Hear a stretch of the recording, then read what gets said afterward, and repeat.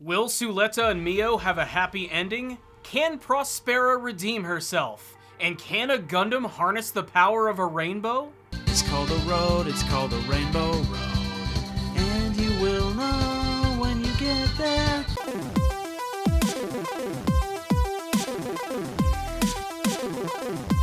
Powerful Nerdcast assemble! Stay dandy, baby. Greetings, my friends, and welcome to a very special review. It is the final episode of Mobile Suit Gundam, The Witch from Mercury. If there's any question as to whether this was truly going to be the finale of the entire series, well, look no further than the final scene of this episode. They make it painfully clear this is where the story concludes. I almost half expected Ferris Bueller to walk out at this point, just to make it a little more clear. It's over. Go home. Yes, G-Witch wraps up its story in this final episode, and I found it very satisfying, if a bit cheesy and a little forced at times, not to mention there were a few instances where it got a little rushed. That being said, I do think that G-Witch has been one heck of an experience when it comes to enjoying a Gundam anime. This is probably the best one in my opinion since Iron-Blooded Orphans, and if you consider yourself even a minor fan of the franchise, I give it my highest recommendation. So if you haven't had an opportunity to watch the final episode or even the entire series, go check it out, come back to this review, and let's just have a talk. You and me. Now that the warnings of the spoiler variety are out of the way, we can finally talk about this episode, and to my shock, no one has been unalived in this episode. In fact, this one was a colorful piñata filled with farts and rainbows. And despite what I just said, that means it's actually a pretty good episode.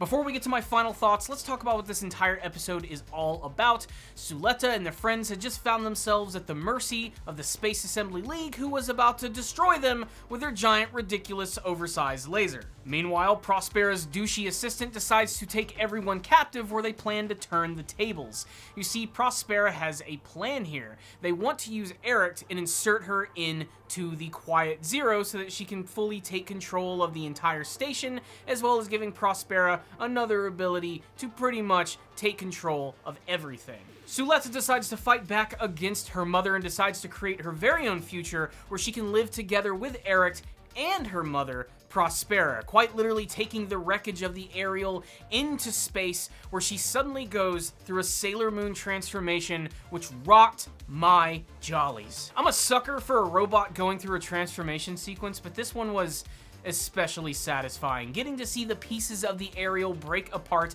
and attach themselves to the Gundam Calibarn was simply a thing of pure beauty. A term I like to use a lot is animation porn. And I'm not talking about hentai here. I'm talking about some rock-solid animation, some amazing music cues, dripping with Gundam atmosphere. This whole transformation sequence is just incredibly satisfying, so much so that I had to watch it multiple times before I even completed the episode. It's just that good. The actual Gundam Calibarn itself gets basically powered up with all of Ariel's abilities, giving it this really great rainbow-looking color scheme, which I just frankly cannot wait to see what they're going to make that look like on the eventual model kit.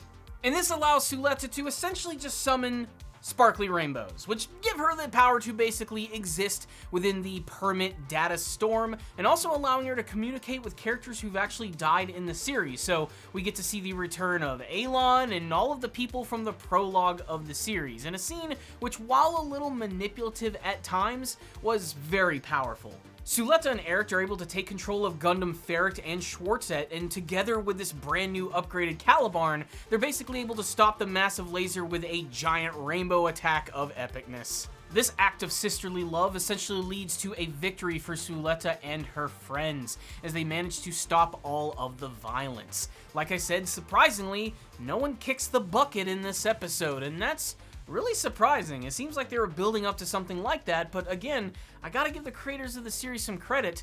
They subverted my expectations in a good way. So while there wasn't like a big, final, epic mobile suit battle, we were at least treated to an amazing sequence of seeing this Gundam Calibarn use its powers, bringing in back the Ferric and the Schwarzette, and it leads to a really solid conclusion where all of the characters get to live and move on to the next part of their lives. And during this amazing animation sequence, we also have a great moment from Mio, who is not piloting a giant robot, robot, but she's doing things in her very own way, which is to say she is able to sneakily make it so that she's going to basically dissolve the Benneret group, and she's able to give all of their power and assets back to the people of Earth. And essentially this gets rid of the Space Assembly League's motive to actually declare war on them. This episode played to the strengths of Suletta and Mio, and I really did love it. Also, it just dawned on me that I have just been mispronouncing her name this entire time. Apparently, it's not Miorine, it's Miorine, so sorry. And with that, I'm just simply going to continue to call her Mio. There's a lot of great moments to call out here, but I especially love the moment with Suletta, Eric, and Prospera as they're trapped within the data storm, communicating with all of those characters from the prologue of the series. Getting to see Prospera actually reunite with her husband honestly brought a tear to my eye. Again, it was a little schmaltzy in some ways, but it really did work for this finale perfectly. And what I love most especially is that Prospera is able to come to terms with the things that she's done, and now she realizes that she gets to live with her daughters in a more peaceful way. She may not have gotten her revenge, but she was able to reclaim her old self as well as the love of her daughters. And then we get the rapid conclusion of the series, which, like an 80s high school movie, basically shows us where our characters are going to be in the future. And like I said, it seems like everybody's gonna get kind of a happy ending here. Alon 5 is free and able to go do his very own thing. The original Alon Saris is actually able to work with Gwill Jeddirk, and they're able to open up the Asakazia school yet again, and of course there's some funny interaction with Cecilia, which is a little awkward. Everyone in Earth House goes on to have amazing careers. Choo Choo ends up working with Roji. I especially love the scene of getting to see that Petra will indeed live. She has a brand new robotic leg, probably thanks to that amazing Gund format technology, and she gets to have her happy ending with Lauda. Shadiq was also really surprising in this episode, as initially it seems like he was going to get off scot-free, including all of his accomplices, but he actually ends up taking the blame for everything that happened at Plant Keta, as well as all of these big major events at the end of the series. In a way, he's sort of atoning for the things that he's done in the series, and again, it's a great redemption for his character. And at the very end of the episode, we finally get our final moments with Suletta and Mio. Before we get to that, however, we get to see that Mio is continuing her campaign of going to Earth and trying to bring peace to it the only way that she knows how, before suddenly reuniting with Suletta, who is now living out on her own with her mother, with a lot of random people who may just be random kids. Maybe there's the possibility they adopted some. It's kind of hard to say. And then, of course, we get the final moment between the two characters that they look forward to a brand new future together.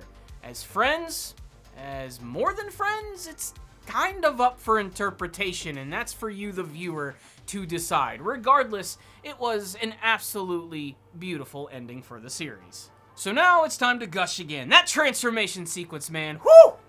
Jeez, that was awesome. I think one of the things that made this episode for me was just how ridiculously atmospheric it was. I mean, I think the music cues were what really sold it for me in this episode. If you watch this one, make sure to listen to it either with really great headphones or an amazing sound system.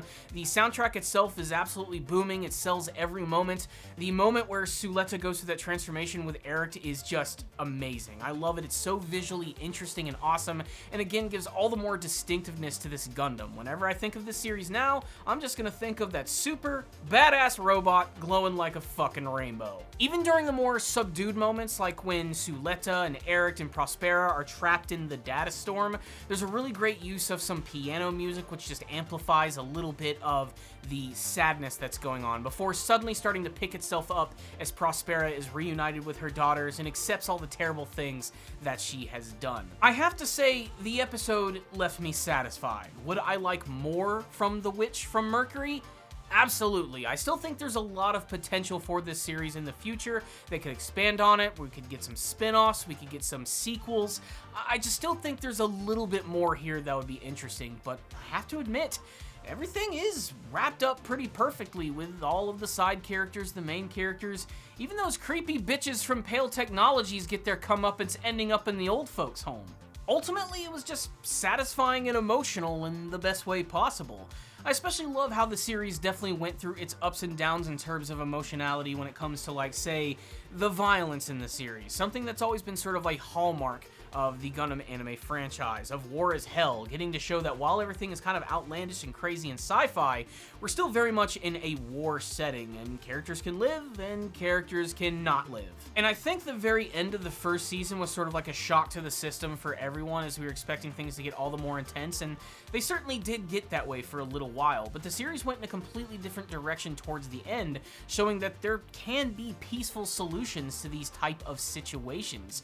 You just have to fight for it and believe in it a little bit. People make bad choices and they get in trouble, but ultimately, anyone can be redeemed. It might be foolhardy to think that way, but this is just another one of those episodes that proves anything really is possible. So yes, Mobile Suit Gundam, The Witch from Mercury, the final episode of the series, was pretty damned fantastic, and you definitely need to check it out if you've been following the series. If you're mildly interested in Gundam, this is definitely one that I think I can actually recommend for new-time viewers, as it doesn't have the baggage of being attached to any of their previous Gundam iteration.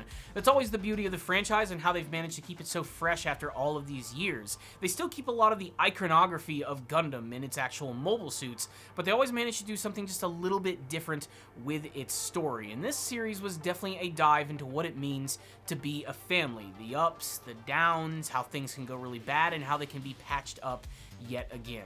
And I think in that mission and what it was trying to do with its story, I think it succeeded in an amazing way. So yes, I loved this episode so freaking much, and I absolutely would love to get all of your thoughts about it in the comments section below. Let's talk about the final episode of Mobile Suit Gundam, The Witch from Mercury. Did it live up to the hype? Did you like the ending? What about all of the endings of the individual characters?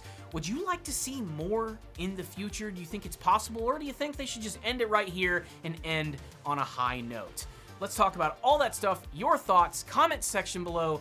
Thank you guys so much for watching this review. For all of you who've been commenting and watching my reviews of all of these episodes, I cannot thank you enough. It is always a joy to talk about Gundam. It's one of my favorite franchises of all time. If you guys would like to continue to support the channel, please make sure to check out some of my other videos. Check out my Patreon, link for that in the description box below.